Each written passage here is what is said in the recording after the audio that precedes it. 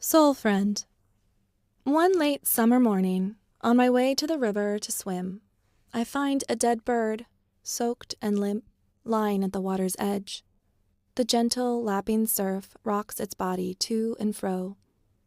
It is a small bird by river standards, not even a gull, or cormorant, or crow. No, this bird is petite, robin-sized. Its body seems out of place so near the water.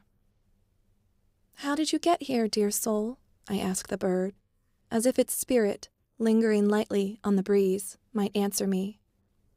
Bending to look more closely, I note that the bird's jet-black wings have white spots.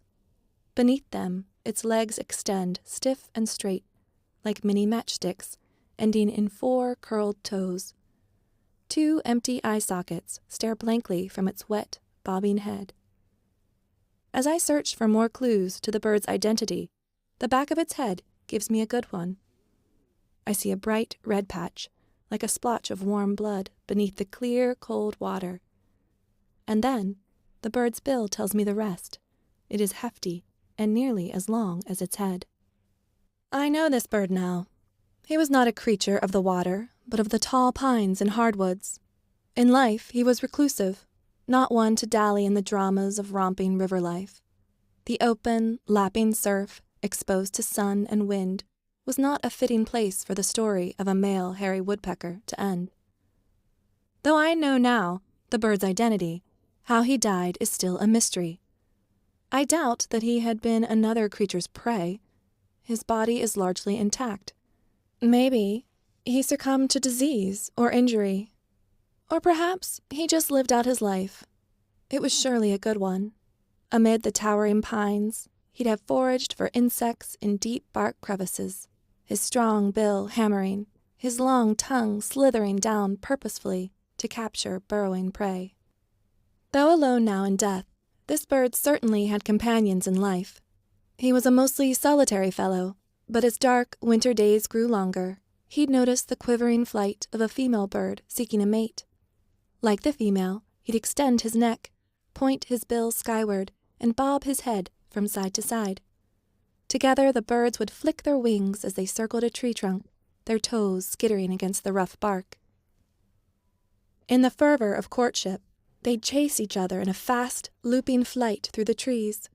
He'd drum on a tree loudly with his bill to impress her, and she'd return his amorous call. Then the 2 birds would become a pair. Later, in the warmth of spring, the male would drum again to claim his territory. Then, as the sun glinted from the glassy river, he and the female would excavate a deep nest, perhaps in the underside of a dead tree limb, making a bed of wood chips at the bottom. In a couple of weeks, the female would begin laying eggs. The male hairy woodpecker would have been an attentive parent, hunting for insects and bringing them to the nestlings. He would have been fastidious, too, helping to keep the nest clean and deter predators by carrying off the baby birds' fecal sacs. Yet, when the busy breeding season ended, he'd leave the female and return to his solitary life until a certain warm breeze coaxed him to seek a partner once again. The ways of this bird are not unfamiliar to me. While his smaller, look-alike relative, the gregarious downy woodpecker, mingles easily with its own and other species, vying capably at crowded feeders for bits of suet and seeds, the hairy woodpecker seeks sustenance mostly in quieter, out-of-the-way places. I, too, know this need for space and solitude. I also know the instinct for partnership and devoted parenting, as well as for contented aloneness. In my life, I've taken turns at each. But unlike me, the hairy woodpecker glided through his life transitions without fear, without angst, without suffering. Guided by the seasons, he had a clarity of compass I will never know. I kneel beside the bird and imagine him in life, his swift, undulating flight, his powerful foraging, his staccato drumming. Only in death would he allow me so near. Further up the beach, I find a place close to the tree line, where the water will never reach, and dig a hole in the warm sand. I pick up my soul friend and place him gently in the hole. I cover him with sand and place bits of broken shells on top in the shape of a star. In the center, I make a cairn of small stones, white, turquoise, and gray.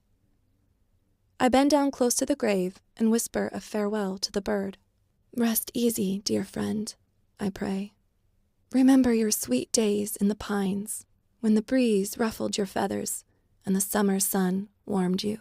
As I stand and brush the sand from my knees, it occurs to me that in life, this bird was an insect predator, but now, beneath the ground, he is their prey. It is nature's way. We are all humbled by the grave. Respectfully, however, I keep these thoughts to myself. An excerpt from Soul Friend by Sheila McEntee. Read for you by Nora Shalaway Carpenter.